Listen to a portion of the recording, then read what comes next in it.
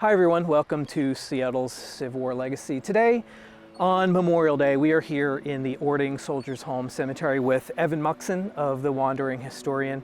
And we just thought it was a fitting tribute to come here because this is such an incredible place, such an incredible resource, historically, culturally, to have this concentration. There's almost 1,000 Civil War veterans that are buried here, and another 1,000 of other conflicts that followed the war, which Evan can tell us about here in a second.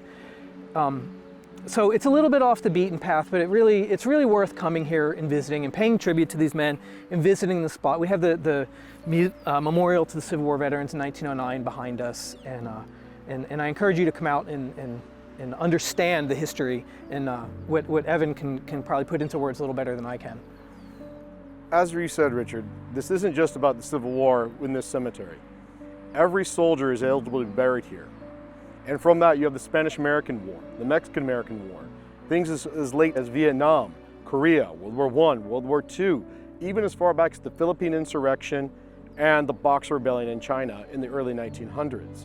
In fact, there's one gentleman in here that fought in the Washington Indian Wars in the early mid-1800s.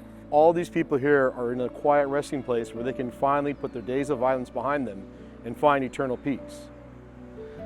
So after the Civil War, when this home was established in 1891, hundreds of veterans lived here at the Washington Soldiers. Civil War veterans lived at the Soldiers Home, and Memorial Day would be observed here. They would start the ceremonies down at the Soldiers Home, and they would lead a parade up here for continuing the Decoration Day tradition of covering the graves with flowers. And that carried on up until the 1930s. And so I'd like to end by reading a quote from the 1912 Memorial Day observation right here by the monument here in Orting Cemetery.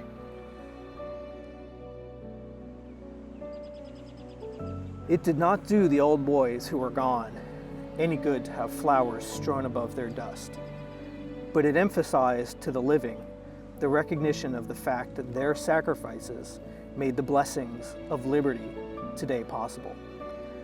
It recognized the debt of the present to the past and the obligation of the present to the future.